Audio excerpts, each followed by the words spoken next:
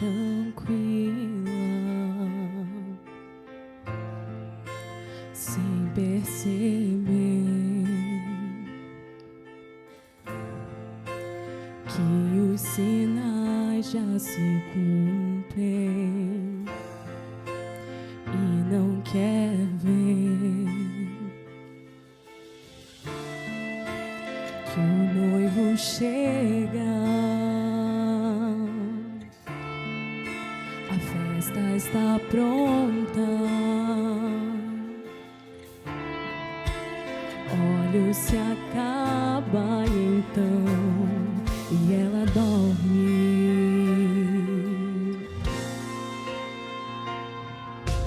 Mas à meia-noite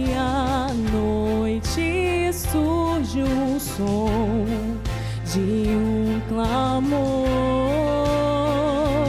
Desperta, desperta, o noivo à porta está. Desperta, desperta, levanta os teus olhos e mantém essa chama acesa, o fogo do Espírito.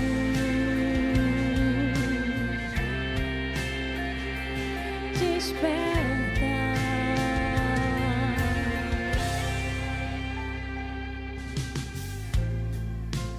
Povo escolhido, povo que separei pra mim, pra restaurar a verdade e ser fiel até o fim.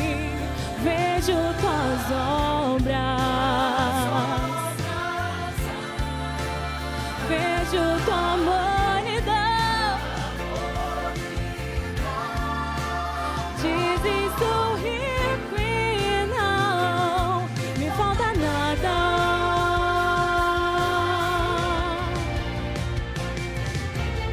Mas à meia-noite surge um som de um clamor. Desperta, desperta, o noivo à porta está. Desperta, desperta, levanta os teus olhos e mantém essa chama acesa, o fogo do Espírito. Desperta, desperta, o noivo à porta está. Desperta, desperta, levanta os teus olhos.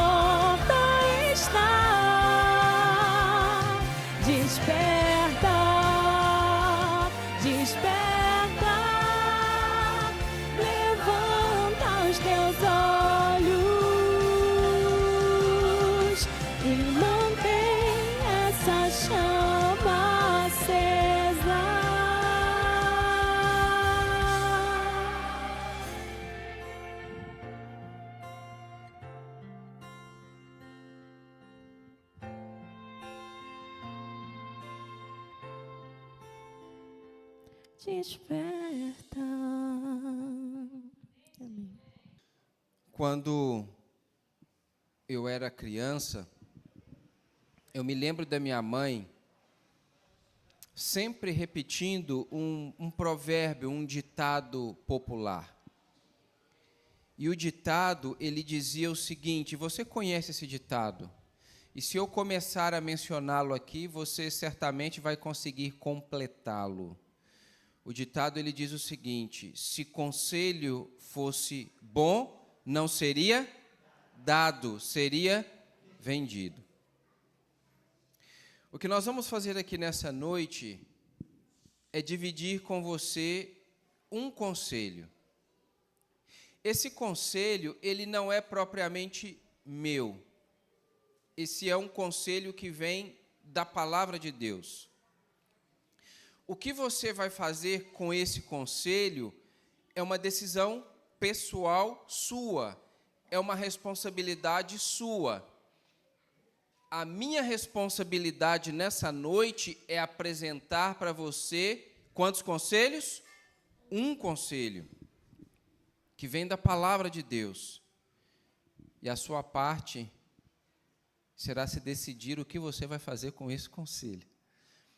O que eu posso te assegurar com 100% de certeza, não é 99,9%, 100% de certeza. O que eu posso te assegurar, com base naquilo que está escrito e na experiência pessoal, é que se você colocar esse único conselho em prática na sua vida, em menos de um ano, a sua vida estará num patamar acima daquele que ela se encontra agora, pelo menos. E eu não estou falando só de crescimento espiritual.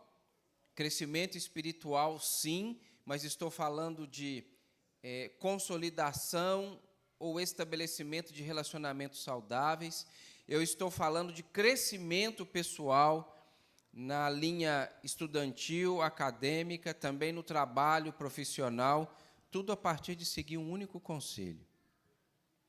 Contrariando o provérbio popular, então, de que se conselho fosse bom, não seria dado, seria vendido, nós temos um provérbio bíblico.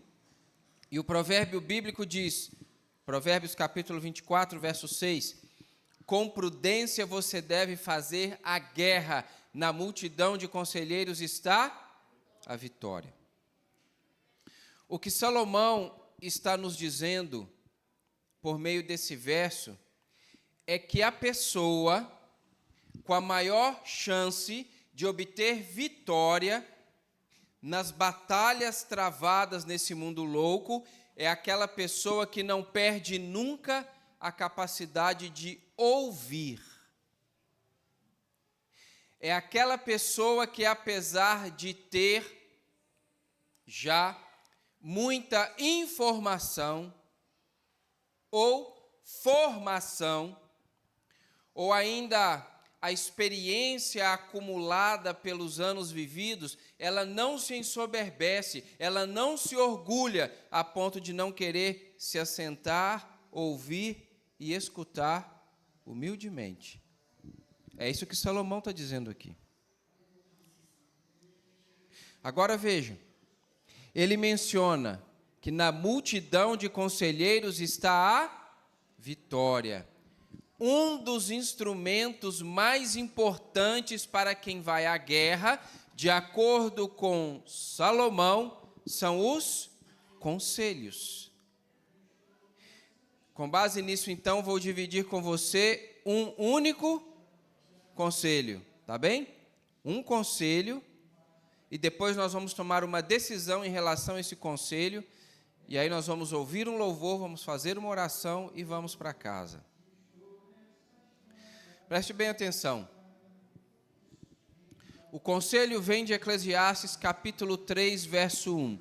Aliás, essa noite é a última vez que nós vamos ler um texto do Antigo Testamento. A partir de amanhã, nós vamos focar na pessoa e no ministério de Jesus, e vamos assim até o sábado. A partir de amanhã, nosso holofote estará voltado para a vida, ministério e ensino de Jesus. E hoje é a nossa última reflexão com base no texto do Antigo Testamento. E Salomão escreveu em Eclesiastes capítulo 3, verso 1. Tudo tem o seu tempo determinado, e há tempo para todo propósito debaixo do céu. Tudo tem o seu tempo determinado, e há tempo para todo propósito debaixo do céu. Um dos indivíduos mais brilhantes que já viveu nesse mundo, um gênio no campo das artes, foi Michelangelo Buonarroti. Italiano, renascentista, nasceu na cidade de Florença, morreu já há mais de 500 anos. Michelangelo Buonarroti era escultor e pintor.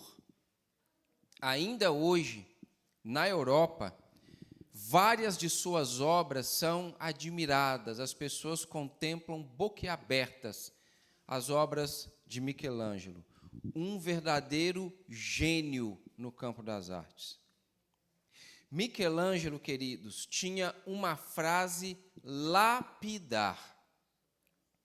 Michelangelo dizia o seguinte: não há dano semelhante ao do tempo perdido. Gente, tem muita sabedoria nessa única frase aqui. Não há dano semelhante ao do tempo perdido. Eu vou fazer aqui uma confissão para vocês. Houve um tempo em que eu pensava que o pior que poderia acontecer com alguém que passa horas e horas da semana navegando pelas páginas da internet, assistindo um programa de TV. Houve um tempo que eu pensei que o pior que poderia acontecer a essa pessoa era ser exposta a um conteúdo nocivo, ruim, prejudicial ou imoral. Hoje eu não consigo pensar assim mais. Não porque o conteúdo tenha melhorado ao longo dos anos. Não porque os programas tenham ficado melhores na medida em que o tempo passou. Eu não consigo pensar assim mais, sabe por quê?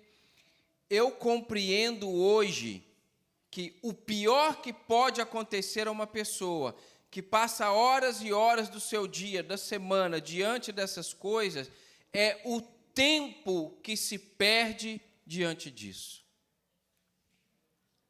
Porque, queridos, um dos dons mais escassos com os quais Deus nos presenteou chama-se tempo.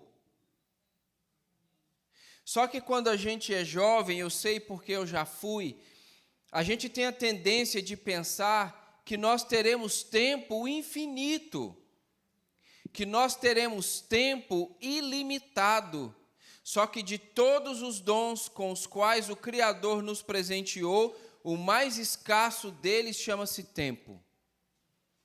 Dinheiro, se você perder, é possível que você recupere. A saúde, se você perder, dependendo, obviamente, da gravidade da situação, ela pode ser restabelecida. Agora, tempo é assim, você perdeu, você perdeu. Não existe esse negócio de recuperar tempo perdido. Isso é conversa fiada. Não dá para recuperar tempo perdido, porque tempo é assim, você perdeu, você perdeu. Cada volta que o ponteiro mais rápido do seu relógio dá, é 1 minuto que se foi, e sabe quando você terá esse minuto novamente? Nunca mais. Porque tempo é assim, você perdeu, você perdeu. Tem um escritor ele já faleceu, um teólogo escocês chamado William Barclay. Leia qualquer coisa que você encontrar que o William Barclay tenha escrito, qualquer coisa. É impossível você ler uma página que esse indivíduo escreveu que você não vai aprender algo. William Barclay, ele dizia o seguinte: a maior ilusão humana é julgar que o nosso tempo é infinito. A maior ilusão humana é julgar que o nosso tempo é infinito. Eu não sei se você já parou para pensar, mas a maioria de nós parece viver no futuro. Olha como a gente conduz a nossa vida. Quando eu me formar, eu vou fazer isso ou aquilo. Quando eu começar a trabalhar, quando eu sair de férias, quando eu me casar, quando eu me aposentar, nós vamos jogando toda a nossa vida para o futuro.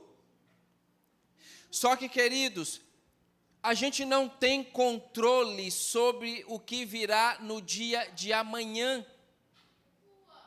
O único tempo que nós temos e que Deus nos dá para administrar é esse tempo de agora. É esse momento aqui. Às vezes nós tomamos decisões ou adiamos decisões pensando que nós teremos tempo infinito. Mas a maior ilusão humana é julgar que o nosso tempo é infinito. Porque ele não é.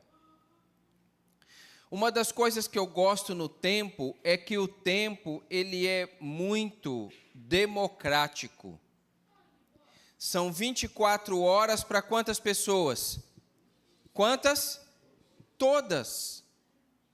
E aí não tem aquele trololó de que é rico, que é pobre, que é homem, que é mulher, que é preto, que é branco, que é cristão, que é ateu, que é brasileiro, que é americano. Não. São 24 horas para todas as pessoas. Dessas 24 horas, quantas delas você passa dormindo, em tese? Quantas horas? 8. É uma recomendação saudável. 8 horas das 24 dormindo. Isso quer dizer que se uma pessoa atingir 75 anos de idade ou de vida, ela terá passado quantos anos dormindo? Quantos anos? 25. 1/3. 25. Gente, tá bom, né? Porque algumas pessoas, não contentes com 8 horas de sono, elas dormem 9, 10, 11, 12. Aí não é um ser humano, aí é um urso. Aí não dorme, hiberna. Você encontra com a pessoa depois de um feriado prolongado, e aliás, vem um feriadão aí, né? Você encontra com a pessoa depois de um feriado prolongado e pergunta para ela, como você passou esse feriadão? E você imagina que a pessoa vai dizer assim, olha, eu assisti um filme interessante, eu fui a um restaurante novo, eu comecei a ler um livro bacana, eu fiz uma viagem, um bate-volta, mas para um lugar legal. E a pessoa te decepciona e diz assim, eu passei o meu feriadão todo dormindo. E eu já estou de olho no calendário, porque no mês que vem tem um outro feriadão e eu vou dormir ele todo também. Gente, como é que pode? O tempo passa tão rápido. Olha, o tempo escoa como se fosse areia fina pelos nossos dedos entreabertos. Você assusta e o tempo passou. Não dias ou meses, mas anos. Porque, como dizem os americanos, o tempo voa. Nós precisamos pedir a Deus que nos dê a sabedoria de escolher sabiamente administrar o nosso tempo. Das 24 horas, 8 delas você passa dormindo. Quantas horas te restaram? Quantas horas? Quantas horas? Hã? Não. Sabe por quê? Dessas 16 horas, 8 delas você já vendeu para o seu patrão. Afinal de contas, a gente tem que pagar os boletos, a gente tem que trabalhar. 24 horas, 8 delas dormindo, 8 delas já vendemos para o pastor. Eu não sou empregado, eu sou empregador. Aí a sua situação ficou mais complicada, porque o olho do dono é que engorda o gado. Se você é empregador, se você não pegar firme ali no trabalho e não dedicar ali 10, 11, 12, 13 horas, o negócio não vai. A situação sua fica mais complicada ainda. Gente, o tempo voa. Eu me lembro,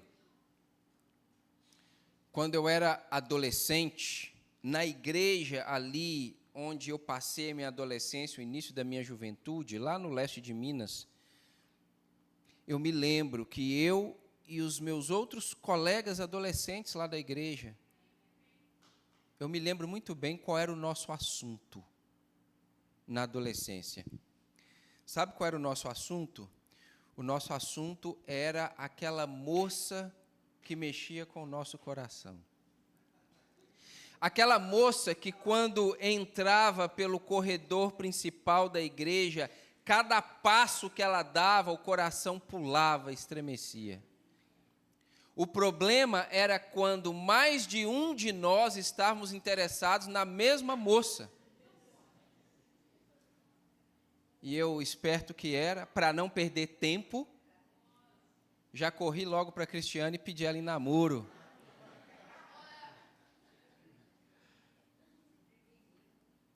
Isso mesmo. Há 2 anos, julho agora, vão completar 2 anos que eu retornei a essa igreja. E eu reencontrei lá aquela turma da adolescência. Infelizmente, era uma cerimônia fúnebre. E vocês sabem que casamento e funeral, a gente revê muitos conhecidos. E aqueles meus amigos da adolescência, eles estavam lá, boa parte deles. E eu percebi que o assunto mudou. O assunto não era mais a moça que mexia com o nosso coração. O assunto agora era o seguinte: onde você está morando, o que você está fazendo, como é a sua família, quantos filhos você tem. O assunto mudou, porque o tempo passou. Não somos mais adolescentes, agora todos nós quarentões, caminhando para os 50. O assunto mudou. Mas sabe, eu sei que quando eu reencontrar com aquela turma, e nós tivermos então mais de 60 anos, o assunto será outro. O assunto será: olha, conheci um geriatra, um médico atencioso. Está aqui o cartão da clínica dele. Liga lá, marca a consulta, fala que eu te indiquei. Aliás, que eu indiquei, e ele vai te atender muito bem. Sabe por quê? O tempo passa. Das 24 horas, 8 dormindo, 8 trabalhando. Quantas horas te restaram? Quantas te restaram? Quantas? 8. Preste bem atenção no que eu vou te dizer. Se você esquecer tudo o que eu falei até agora, guarda isso que eu vou te dizer. Porque se você guardar isso no seu coração, você terá retido a essência dessa mensagem. Veja, o grau de desenvolvimento que você vai atingir na sua vida, a qualidade de vida que você terá, serão diretamente proporcionais ao uso que você fizer dessas 8 horas que te restaram, porque, em grande medida, o que faz a diferença entre uma pessoa e outra é a maneira como elas usam o tempo. O que faz a diferença entre uma pessoa e outra é a maneira como elas utilizam o tempo. Nós precisamos pedir a Deus que nos ajude a fazer escolhas sábias. E uma das escolhas mais sábias é administrar o tempo de maneira adequada. O que você vai ser, o que você vai atingir, o que você vai alcançar, o que você vai herdar, está diretamente relacionado com a maneira como você usa o tempo. E ao você administrar o tempo, dê prioridade para Deus. Separe tempo no início de cada dia para você passar com Deus, para você passar com o Criador. Separa tempo no início do seu dia para que você possa abrir o livro sagrado, a palavra de Deus, e ser alimentado por Ele. Agora, eu não estou falando daquelas leituras apressadas, onde a pessoa está com a Bíblia na mão, ou uma meditação diária numa das mãos, e com a outra mão ela já está abrindo a maçaneta da porta, já desesperada para correr para o trabalho ou para a escola. Eu estou falando de ler meditativamente a palavra de Deus. E separar tempo também, para além de ler a palavra, para orar. Para conversar com Deus, para abrir o seu coração para Ele, para falar dos seus sonhos e das suas frustrações, das suas alegrias e das suas lágrimas, para colocar os seus planos nas mãos dEle, para fazer as suas confissões. Algumas pessoas relutam em confessar os seus pecados a Deus, porque elas pensam que Deus vai ficar chocado. Gente, nenhum de nós aqui é capaz de surpreender a Deus com nada. Qualquer coisa que você for contar para Deus, Ele já sabe. Você não vai conseguir pegar Deus de surpresa. Confessar um pecado a Deus é só você concordar com Ele que você está errado. Você não vai assustá-lo, você não vai surpreendê-lo, Ele já sabe de tudo. Só que eu não estou falando daquelas orações de 30 segundos. Eu estou falando de colocar a alma aos pés dEle, colocar a vida nas mãos dEle por meio da oração. Como a gente diz lá em Minas, uma devoção pessoal, onde você lê a Bíblia rapidamente e quando vira a página já não sabe nem o que acabou de ler na página que você está virando. Ou quando você faz essas orações apressadas de meio minuto, gente, esse tipo de comunhão com Deus, isso aí não vale um doce. Isso aí não significa nada. É preciso passar tempo de qualidade e em quantidade com Deus, no início de cada dia. Uma vez, acessando uma página do YouTube, eu me deparei com algo muito interessante e eu quero terminar dividindo isso com você. Era uma formatura, uma cerimônia de formatura numa escola de ensino médio nos Estados Unidos. Lá eles chamam de high school. E o orador daquela formatura era um ator de Hollywood. Foi isso que me chamou a atenção. Eu fiquei curioso, o que esse ator vai dizer numa cerimônia de formatura?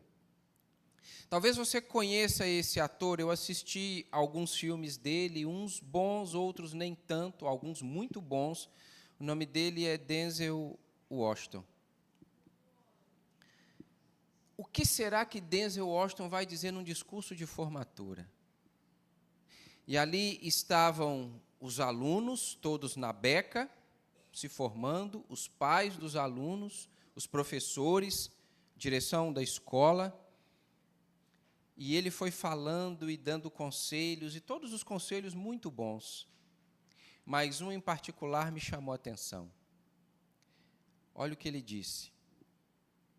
Quando você for deitar à noite, coloca os seus calçados bem embaixo da cama, para que no dia seguinte, ao acordar, você seja forçado a colocar os joelhos no chão para alcançar os seus calçados.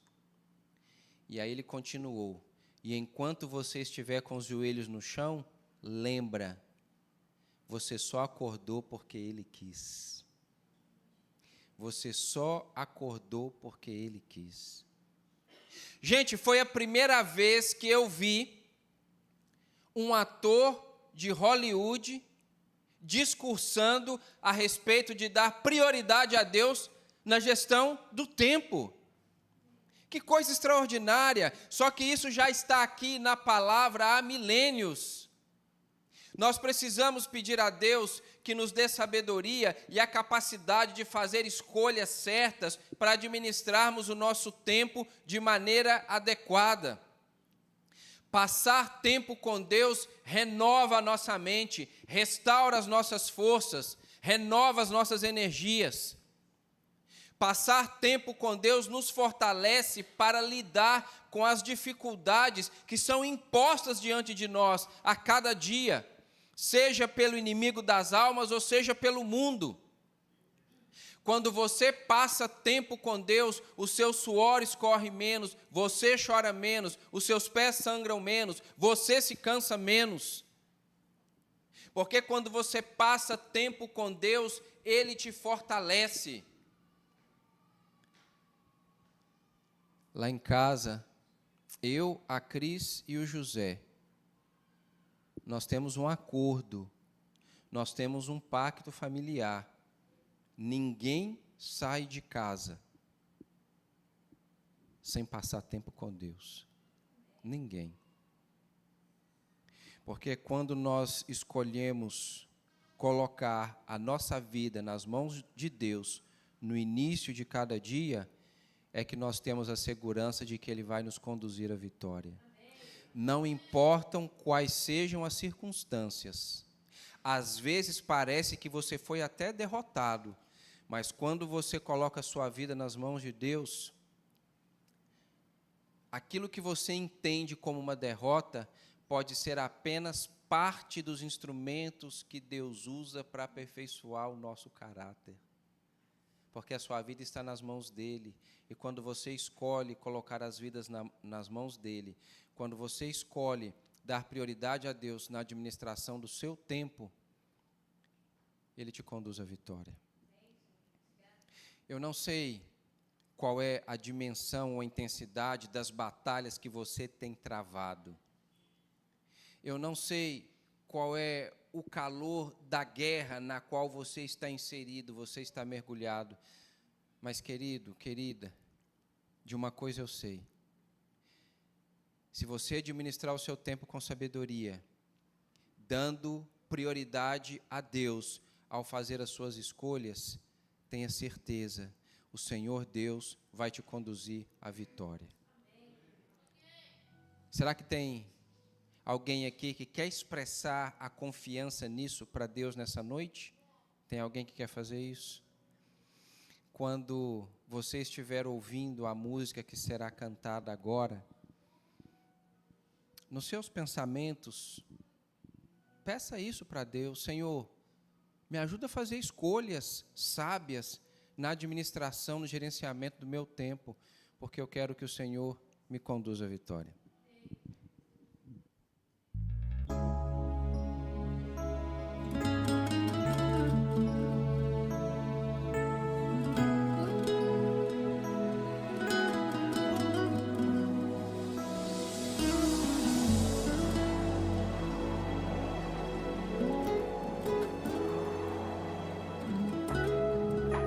Ninguém é super-homem, Deus não te fez de aço. Não leve em teus ombros além do que Ele te deixou. O mundo é natural, carne é mortal, é a realidade. dificuldade pra chegar no ideal. O inimigo luta pra você deixar a cruz. Sem ela ele sabe que você negou Jesus. O peso da tribulação não dá pra comparar com o peso da glória que o céu vai revelar. Não despreze a sua cruz, ela tem sua medida. Deus um dia calculou. Ele conhece a força e a fraqueza de um pecador. O Calvário declarou com o sangue de Jesus para o mundo seu valor. Não despreze a sua cruz, a renúncia é o braço de equilíbrio pra você. Hoje você não entende, onde irá saber que as pegadas de Jesus são o mapa do tesouro. Deus tem recompensa pra você.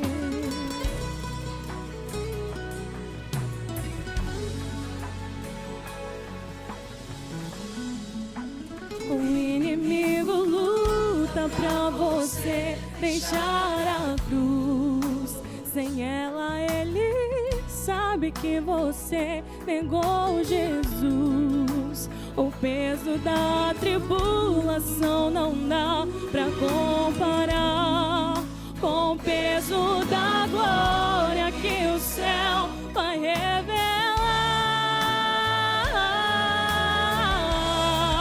Não despreze a sua cruz, ela tem sua medida. Deus um dia calculou. Ele conhece a força e a fraqueza de um pecador. O Calvário declarou com o sangue de Jesus para o mundo seu valor.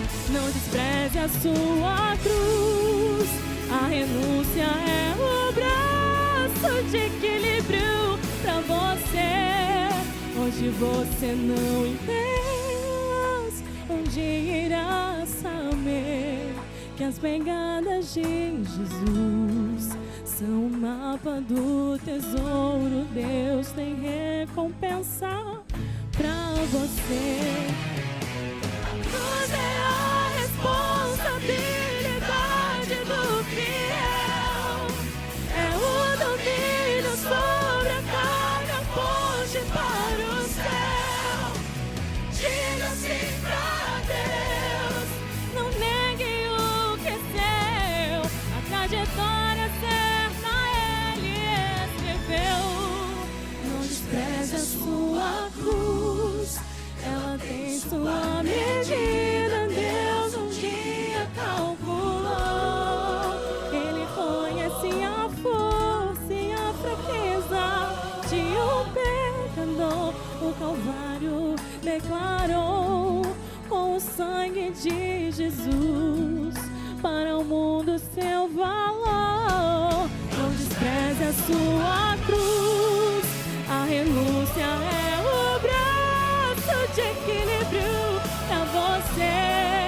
Hoje você não entende, onde irá saber que as pegadas de Jesus são o mapa do tesouro. Deus tem recompensa pra você.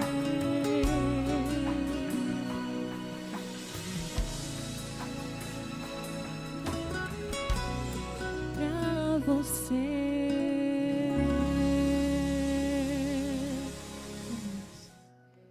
Feche os olhos, incline a sua cabeça, nós vamos invocar a bênção de Deus.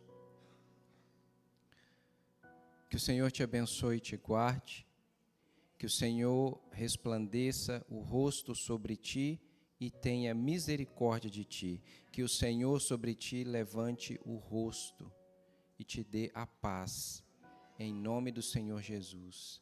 Amém.